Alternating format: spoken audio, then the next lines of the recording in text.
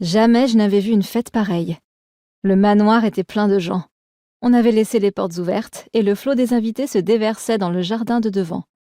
L'allée des voitures contournait une grande fontaine où quelques filles s'amusaient à barboter. Leurs t-shirts trempés et leurs cheveux en bataille leur donnaient un air ultra sexy. Les garçons qui traînaient autour, un verre à la main, appréciaient visiblement le spectacle. Plus d'un s'échauffait en imaginant comment la soirée risquait de se terminer. Ils voulaient du sexe, et sans attendre. L'une des filles poussa un glapissement tandis que l'un des garçons la sortait de l'eau en la soulevant dans ses bras. Ok, je préférais passer sans m'arrêter.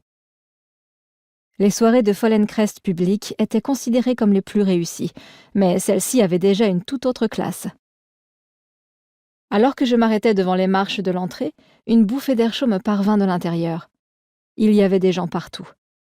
Je me frayais un chemin parmi eux, jusqu'à me retrouver dans le jardin de derrière, qui ouvrait sur une autre piscine, un terrain de basket et un court de tennis. C'était gigantesque. Des filles passèrent devant moi en riant, suivies à la trace par des garçons surexcités. Puis, quelqu'un buta dans mon dos. « Oh, désolé !» entendis-je derrière moi. Je pivotais pour tomber sur le regard bleu cristal d'Adam Quinn, celui que, 2 mois plus tôt, je considérais encore comme mon ami. « Oh !» lâcha-t-il sans pouvoir ajouter autre chose. Embarrassé, il finit par me jeter un regard en coin et glissa les mains dans les poches. Un sourire narquois sur les lèvres, je détaillais son jean sur mesure et sa chemise blanche déboutonnée sous laquelle apparaissait un t-shirt blanc qui, comme une seconde peau, lui moulait divinement les abdos et le torse. À tous les coups, il forçait sur les séances de musculation, mais bon, en quoi ça me concernait ? 2 mois déjà qu'il avait tiré un trait sur notre amitié. Et puisqu'Adam était le chouchou de Follencrest Academy, tout le monde l'avait béatement suivi. Plus personne ne me parlait, même sa voisine, la seule que j'avais fini par considérer comme une véritable amie.